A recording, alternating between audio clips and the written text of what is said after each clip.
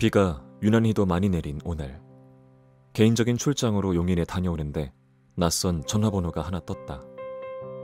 고객인가 싶어 전화를 얼른 받았다. 연세가 많으신 할머니의 목소리는 이번이 처음이라 당황스러웠다. 대부분의 의뢰 전화는 고인들의 자식이나 유족들이었고 어르신들이 직접 의뢰를 하는 경우가 거의 없어 당황한 기색을 애써 숨겼다. 할머니는 현수막을 보고 전화를 했다며 유품 정리사는 무슨 일을 하는지 궁금해하셨다. 나는 우리가 하는 일들을 간단하게 설명했다. 할머니께선 한층 밝아진 목소리로 자신이 찾던 회사라고 몇 번이고 강조하셨다. 그리고 자신의 이야기를 털어놓기 시작했다. 나이가 80이 넘었고 하나 있는 자식은 외국에 살고 할아버지는 먼저 하늘로 가셨다며 혼자서 떠날 준비를 해야 할 것 같다고 하셨다. 자신이 떠나면 집을 정리해달라는 말과 함께 거실 TV옆 아들과 상조회사 전화번호를 쓴 메모지에 회사 연락처도 같이 적어두겠다고 하셨다. 자신의 죽음을 스스로 준비하는, 남은 사람들에게 불편을 주지 않으려고 죽음을 조금씩 준비하시는 할머니의 마음이 어떨까? 미리 영정사진도 찍어놓고 누울 묘자리도 봐두셨다는 그 할머니의 마음이 전부 이해되진 않았지만 살아생전에 어떻게 사셨는지는 조금은 헤아릴 수 있었다. 전화 주셔서 감사하다고 해야 할지 뭐라 답할 수 없었다. 전화를 끊고 운전을 하는 내내 뭐라 표현할 수 없는 무거운 마음이 차창을 때리는 빗방울에 의해 더 무거워졌다.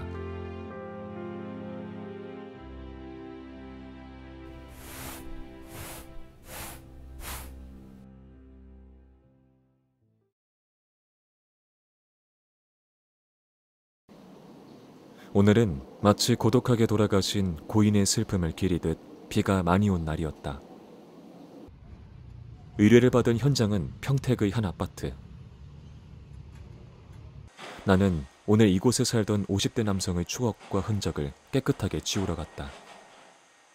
경비원이 이틀간 아무런 모습도 보이지 않아 걱정이 되어 집에 찾아왔다가 세탁실에 쓰러져 있던 고인을 발견했다고 한다. 현장에 도착해서 제일 먼저 눈에 들어온 것은 넓은 집에 단촐한 짐, 그리고 갖가지의 많은 약들. 필요한 가구와 옷가지 외에는 특별한 거 하나 없는 버려야 할 쓰레기만 한가득이었다. 사람이 살던 집이지만 따뜻한 온기 없이 서늘한 집이었고 왠지 더욱 공허했다. 우리한테 의뢰는 따님이 했어요. 따님이 했는데 따님이 이제 차마 이제 여기 상황을 볼 수가 없으니까 아마 그 다른 분이 오셨는데 그 돌아가신 분의 형제분 같아요. 형제분이 오셔갖고 문 따주고 한 것 같아요. 그분도 여기는 이제 대부분 흔적 그 있던 장소는 괴로우니까 대부분 안 보셔요. 다 안 보시고 안 보려고 그래요, 사실. 그저 아직 죽음과는 멀기만 하다고 생각했는데 나와 비슷한 나이를 가진 고인의 죽음을 맞이할 때마다 괜히 더 안타깝고 마음 한켠이 씁쓸해지곤 한다.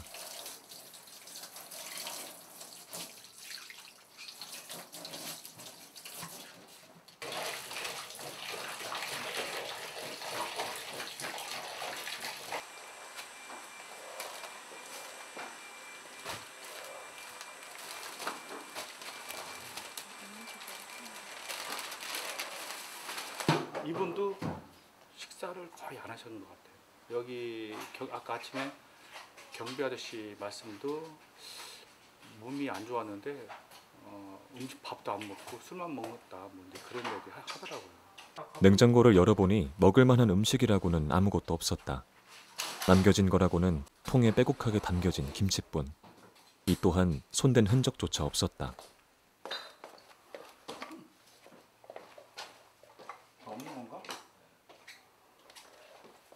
이거 하나만. 저 손좀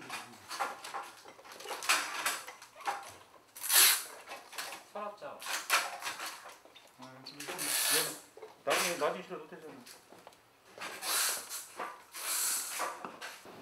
오늘 여기 같은 경우는 시신이 많이 부패된 상태가 아니기 때문에 만약에 그 분비물이 흘러서 바닥에 있으면은 따로 우리가 또 닦아주는데 여기는 그 정도까지 아니에요. 바로 이틀 만에 발견돼 갖고서는 장판만 제거할 거 그냥 장판만.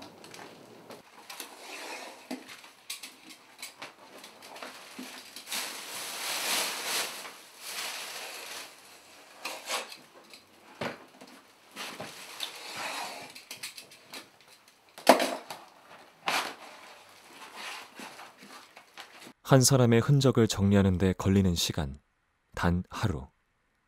50년, 70년을 살아왔어도 반나절이면 한 사람의 인생의 흔적을 깨끗하게 지울 수 있다. 반드시 봐.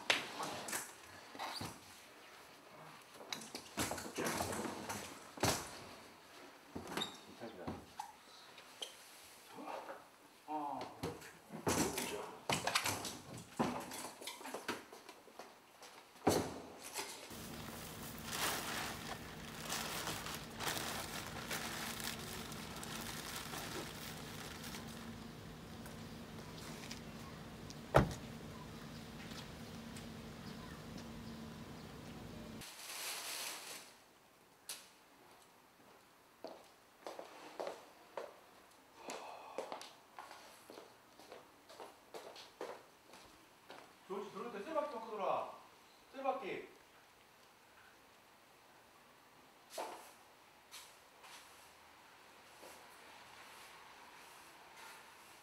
누군가에게는 남편이었고 누군가에게는 아버지였을 소중한 사람. 오늘따라 쓸쓸한 마음이 커서일까. 청소가 끝난 후에도 나는 한동안 집안을 서성였다. 굉장히 사실 보면 안타깝죠. 뭐 아직 더 정상적으로 살면 아주 오래 더 살 수 있는데 참 그런 거 보면 죽음 옆에서 보면 안타깝죠. 뭐.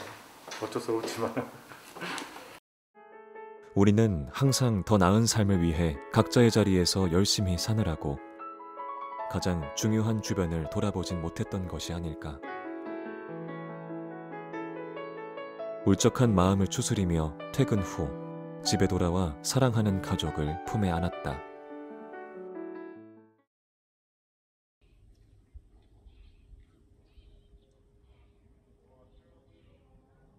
여전히 물기를 머금은 하늘은 금방이라도 빗물을 쏟아낼 것 같았다. 요즘 따라 날씨가 흐리니 괜히 몸도 마음도 무겁게만 느껴진다. 올라가시죠.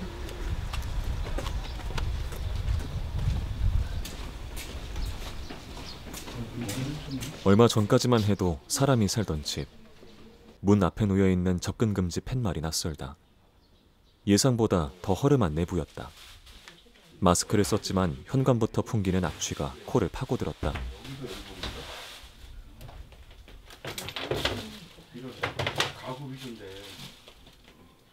집안 곳곳 쌓여있는 쓰레기들과 아직 풀지 못한 많은 짐들. 전구를 갈아줄 사람도 갈 의지도 없었던 고인. 이제 더 이상 전등불이 들어오지 않아 아침 햇볕에 의지해 짐을 정리해야만 했다. 막 도착해서 지금 올라왔거든요. 그래. 50대 여성의 가슴 아픈 죽음. 이사를 온 지 2년이나 됐지만 짐을 풀지 않은 상태였고 방 안에 있는 장롱이나 서랍 속엔 당장 필요한 옷 몇 벌뿐이었다. 그녀는 정신질환을 앓고 있었다. 매일 정신이 들 때마다 자신의 기구한 운명을 탓하며 일기장에 새로운 유서를 써내려갔다.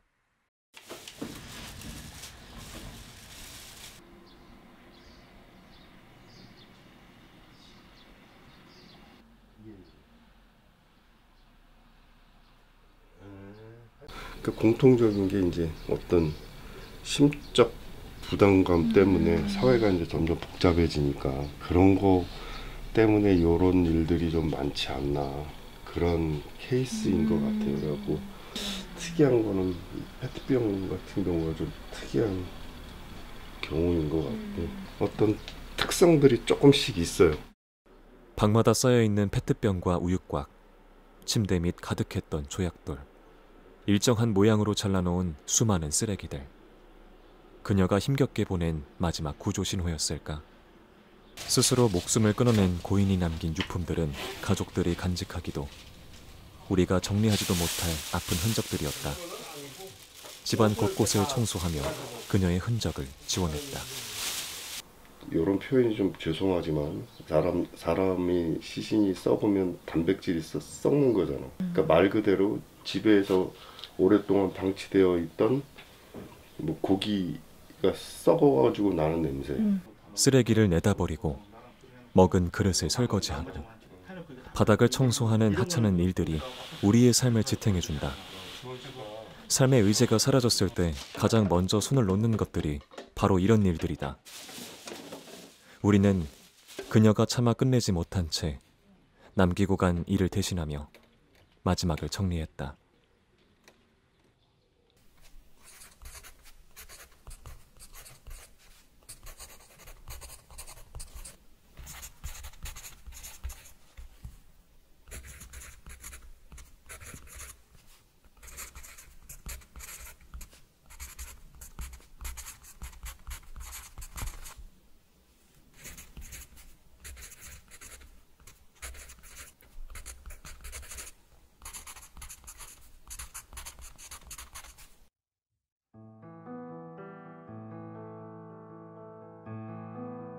외부와 단절된 채 고독하게 죽어갔던 한 가정의 어머니. 직접 그린 나비처럼 훨훨 날아 자유로워지고 싶었던 걸까? 우리가 살고 있는 이곳이 누구에게나 살고 싶은 세상이 되기를 바라며.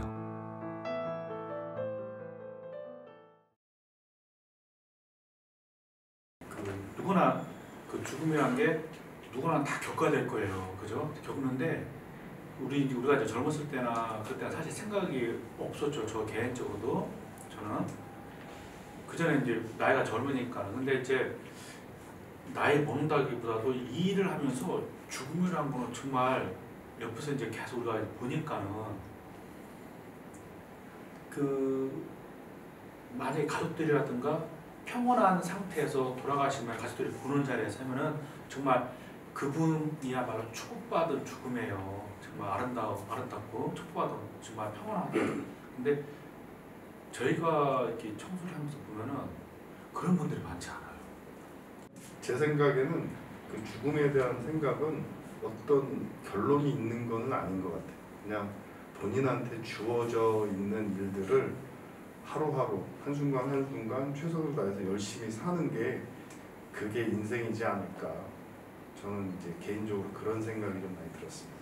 제가 처음에 하면서 이제 그 느꼈던 이제 그런 부분들을 잘 이겨낼 수 있다라고 그러면 모르겠는데, 그런 거에 대해서 이제 좀 거부감이 크거나 정말로 미신이라고 우리가 보통 얘기하는 거를 굉장히 크게 생각하는 사람들도 많아요.